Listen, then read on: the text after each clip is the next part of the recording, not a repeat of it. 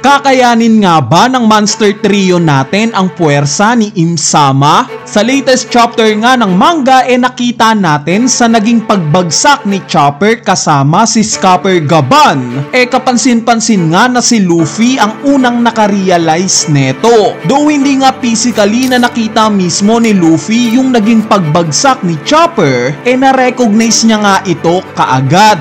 Actually pati nga si Luffy mismo nagtaka kung paano niyang nalaman na si Chopper ang nahulog mula sa itaas. Ang isang explanation nga dito obviously na observation haki. Nag-improve ang observation haki netong si Luffy. Kumbaga similar sa nakita natin kay Usopp during Dressrosa arc. Kung matatandaan nyo hindi nga rin physically na nakikita ni Usopp yung target niya nung time na to, which is si Sugar. Pero dahil nga sa observation haki niya bigla niyang na-recognize itong si Sugar. So possible na ganitong type rin ng observation haki yung bagong na-acquire ngayon ni Luffy. At ito nga yung tinatawag na presence sensing. Ganitong type nga ng observation haki ang ginagamit ni Admiral Fujitora para makita niya itong mga target niya kahit bulag pa siya. Anyway, bakit nga ba sa dinami-daming miyembro ng Straw Hat Pirates itong si Chopper pa ang ginamit ni Oda para iligtas itong si Scopper Gaban? Pwede namang si Robin dahil capable nga siyang gamitin itong Devil Fruit niya para magkaroon ng sarili niyang pakpak. Bale, ang tingin ko ang sagot dito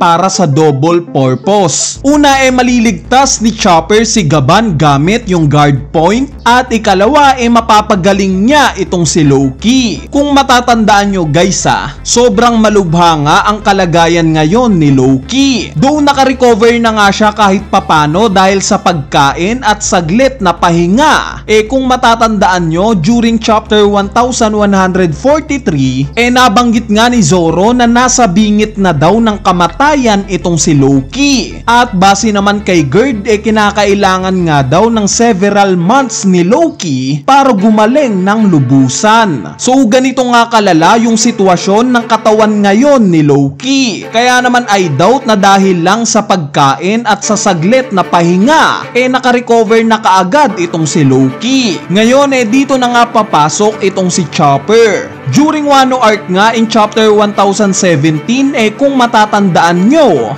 similar nga kay Loki sobrang lala rin ng naging sitwasyon ni Zoro pagtapos niyang kalabanin itong sila Big Mom at Kaido, to the point na ginawa nga siyang mommy netong si Sanji. At dito na nga ni-reveal ni Chopper na meron pala siyang tinatawag na super recovery drug. Once na inumin nga daw ito ni Zoro instantly gagaling o babalik na sa normal yung katawan neto. Pero ang downside nga once na matapos naman na yung effect ng recovery drug na to magiging doble daw yung sakit na mararamdaman ni Zoro. So ito nga yung rason kung bakit nagpatuloy sa paikipaglaban itong si Zoro. At sa tingin ko pwede ring erase ni Chopper yung ganitong idea kay Loki. Papainumin niya ito ng super recovery drug nang sa ganon full force yung power niya once nalalabanan niya na itong mga nightmare monsters, pati na itong mga giants na nag-turn into demons. Mabalik nga ay Zoro alam naman natin na pagtapos ng naging epekto ng ininom niyang super recovery drug dito na nga niya nakita itong kamuka ni kamatayan. So in a sense pwede ngang makita rin ito ni Loki pagtapos ng epekto ng pag-inom niya sa gamot. At malay natin, dito na tayo bibigyan ng kasagutan ni Oda sa kung sino nga ba exactly itong kamuka ni Brook na nagpakita kay Zoro during Wano arc,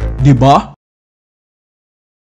Anyway, sa part naman ng pagtawag ni Mosa kay Loki at mukhang nagpapaalam na nga ito dahil sa meron siyang emergency kinakaharap ngayon. Gaya nga ng nabanggit ko sa spoiler video natin, ang nangunguna nga nating candidate kung sino itong si Mosa itong si Harul. Binasi nga natin to sa muka ng Denden Mushi, which is visible itong napakahabang balbas. Similar kay Harul na meron ding ganitong features. Bukod pa nga dyan binase rin natin sa kalagayan ngayon ni Harul na susugurin na siya nila Brogy at Dory, na pwedeng ito yung rason kung bakit nagpapaalam na siya kay Loki. Ngayon kung it turns out na hindi pala si Harul itong si Mosa, sino kaya siya exactly? Bali alam ko na marami na kayong naririnig kung sino possibly itong si Mosa. Pero para sa akin nga may dalawa pa tayong misteryosong candidate sa kung sino possibly itong si Mosa. Ang una na nga dito si Biblo. Currently nga sinusunog itong old library kung nasaan mismo itong si Biblo. Ito nga yung maaari nating ikonekta sa kung sino si Mosa. Nagpapaalam si Biblo bilang Mosa kay Loki dahil kailangan niyang pigilan itong paglaki ng sunog sa old library. Ang ikalawang candidate naman natin itong napakalaking oso na nakita natin in chapter 1132. Kung matatandaan nyo sa pag-uumpisa na itong Elbaf arc nakita natin itong si Skapergaban. Kapansin-pansin nga nung time na to na meron siyang malaking oso na kasama. Pero later on nga sa pagpapatuloy ng Elbaf arc bigla na lang nawala itong malaking oso na to. Kaya naman nakakapanghinala nga kung relevant ba siya sa arc na to at siya kaya itong si Mosa?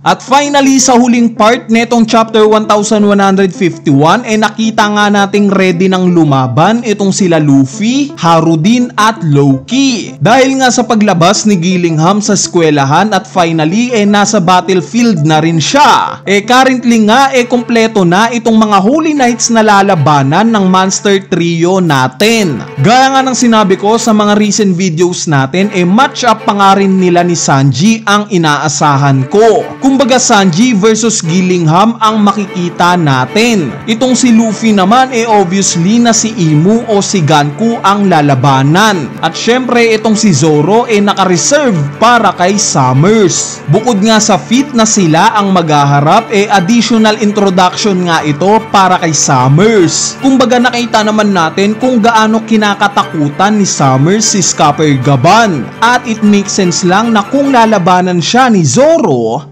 magpapakilala itong si Zoro na bagong kakatakutan netong si Saint Summers. Sa part naman ni Loki syempre siya ang haharap sa mga demon giants na sila Brogy at Dory. Itong mga nightmare monsters naman naka-reserve para sa grupo nila Harudin. Personally sa tingin ko kaya ngang tapatan nila Harudin, Stansen, Goldberg, Road at Gerd itong mga nightmare monsters na to. Sa laban nga na to dito papatunayan ni Harudin na siya ang technically nakarapat-dapat na mamuno sa bagong era ng mga giants sa Elbaf. Dapat nga na ipakita niya sa atin kung ano na yung mga naging improvements niya pagtapos ng Dressrosa arc. Nang sa ganon tingalain siya netong mga giants ng Elbaf. Dahil alam naman natin na currently walang kinikilalang hari ngayon ang Elbaf. Anyway, ayan na nga yung analysis natin para sa latest chapter ng manga na chapter 1151. At sana na-enjoy nyo. So yun lang.